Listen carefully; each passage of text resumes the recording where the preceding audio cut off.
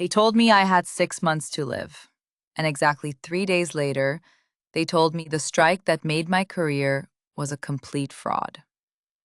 I'm sitting alone in a sterile medical office. The air smells like cheap disinfectant and burnt coffee. In my left hand, I'm holding a thick medical file that outlines the end of my life. In my right hand, I'm holding a classified after-action report that destroys everything I thought I achieved. My body is failing me, but my mind has never been sharper. Let me rewind to exactly 3 months ago. I was sitting in the main briefing room watching live footage of a precision strike I had personally cleared. The commanders stood at the front with their arms crossed. They looked satisfied. They called it a clean hit in front of everyone. The national press called it a triumph of modern warfare in the morning papers. I called it my legacy in my own mind. Are you starting to see the trap? The room was dark except for the massive glowing screen. The target coordinates glowed bright white against the black terrain map. Impact. Flash. Silence. Everyone nodded. I thought I had done my job perfectly. Have you ever felt that certainty right before the floor falls out? Let me jump forward to exactly 2 weeks ago. A junior technician flagged something unusual. He didn't say much. He just sent me a secure message late at night. One single line. He wrote, "You should see this," in the subject header. Attached was a massive data packet. It contained the pre-strike telemetry logs. I opened that file at home, sitting alone at my kitchen table. The numbers didn't match the official report. Not even close. The targeting algorithm had a massive drift error. The weapon had a publicly stated accuracy of less than 5 meters. They call that the circular error probable in the briefings. That's what they told me. But the raw logs showed the weapon missed by 40 meters. 40. The strike had killed 11 civilians standing in a local marketplace. They weren't the target. They weren't the enemy. They were just civilians. I read the file 3 times. My hands were shaking against the wood grain of my kitchen table. Not from fear, from pure rage. Have you ever been so angry that your blood feels like ice? I started digging deeper. Let me take you back to 6 months before the mission. I discovered that the 3 commanders who oversaw the weapon system knew about the flaw. They knew about it 6 months before the mission. They had altered the validation dataset. They replaced the error flag test runs with clean digital simulations. They fed me the lie directly to my face. They fed everyone the lie without blinking, and I signed the paper that approved it. Do you understand what that means? If you sign a paper, you own the consequences. I signed off on a strike that killed innocent adults because the data I reviewed was fake. I went back through every file I could access. I spent late nights in empty office corridors. I pulled archived emails from a dusty backup server room. One entire thread had been deleted from the main system. But server backups don't lie. The emails showed the commanders discussing the drift error in plain text. One of them wrote, "We cannot delay the deployment," in his message. He followed it up with, "Just clean the data set," like it was nothing. Another commander replied, "Agreed," almost immediately. He added, "She will not notice," right at the bottom. They were right. I didn't notice. Not until it was way too late. If you don't check the original sources, you're just trusting liars. I found a physical requisition form next. It was signed in the wrong order. The lead commander's signature appeared before the technical officer signature. That never happens in a secure facility. You don't approve a weapon before the tech signs off on safety. Unless you're rushing the process. Unless you're hiding something. Then I found the official maintenance log. The weapon was pulled completely offline for recalibration the day after I approved it. The very next day. They knew it was broken. They knew it would drift off target. They recalibrated it right after the strike so no one would find the error in future tests. Each clue tightened the noose. But I had one advantage. Let me go back to several months earlier. During a routine system audit, I had secure access to an air-gapped maintenance archive, a secondary backup system, completely isolated from the main network, zero network connection. Most people forget that room even exists. I didn't forget. I had copied test data from that archive as part of my routine audit work. I still had that drive.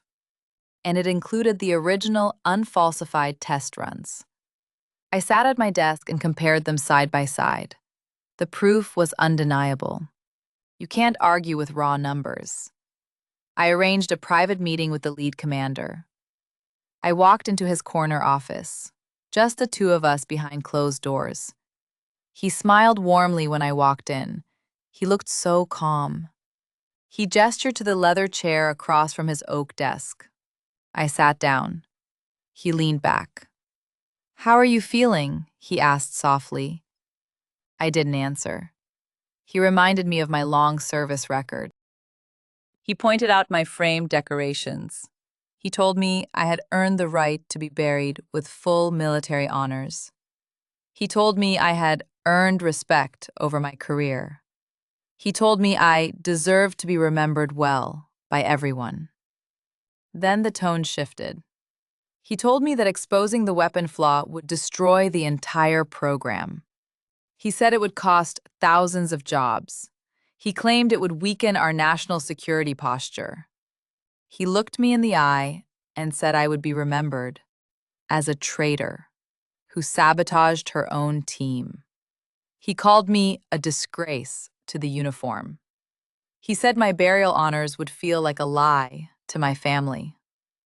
I sat there and let him finish. Then I asked him one question. "Did you alter the telemetry logs?" I asked. He didn't answer. I asked him a second question. "Did you know about the civilians before the strike?" I asked. He leaned forward across the desk. "You are emotional," he said. He told me the illness is clouding your judgment as an excuse. I stood up. I walked to the edge of his desk. I placed one single printed document directly in front of him. It was a side-by-side data comparison. The original test data on the left, the falsified dataset on the right. At the bottom were the system logs, fully timestamped. They showed the credential-based approvals. All three commanders listed, their digital signatures right there, their access records right there. Everything printed on that one page. He stared at the paper. His face went pale. I told him I had already sent duplicate copies to the Inspector General. I sent a package to the Senate Oversight Committee. I sent the drive to a journalist I trust. I told him the real story would publish the day after my funeral. I told him it would happen whether I was buried with full honors or not. He threatened legal action.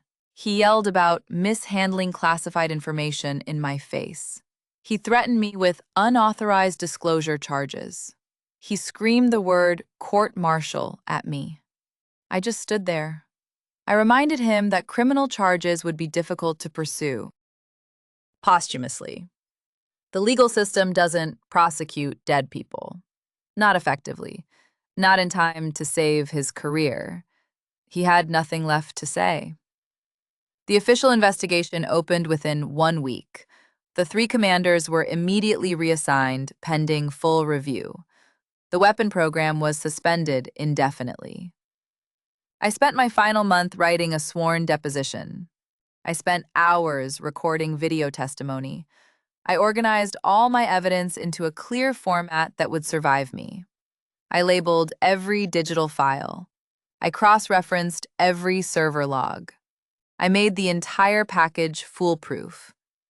I wanted the truth to outlive my failing body. I died quietly at home.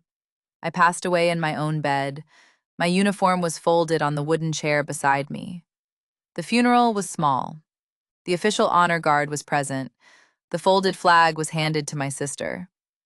I didn't get to see what happened next, but I knew exactly what it would be.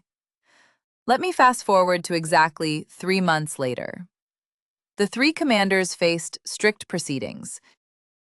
They were formally charged for dereliction of duty and making false official statements. The weapon program was permanently canceled. The 11 deceased civilians were finally named in a public report. Their surviving families received formal acknowledgement. It wasn't justice, but it was acknowledgement. I was remembered not for the lie I approved, but for the truth I forced into the light. Here's the reality I learned. You can't undo a mistake. You can't bring back dead people. But you can refuse to let the lie become your legacy. You can refuse to let the people who covered it up walk away clean. Even when you're dying. Even when powerful people threaten your name. Even when they tell you it's easier to stay quiet. You can always choose the truth. If you've ever been in a position where doing the right thing cost you everything, you know what I'm talking about. If you've ever had to decide between your reputation and the ugly truth, you know how heavy that choice is. Maybe you made it. Maybe you avoided it. Maybe you're still deciding. I'd love to hear your story. Drop a comment below. Share what you would do if you were in my shoes. And if this story hit you hard, stick around. There's a lot more where this came from.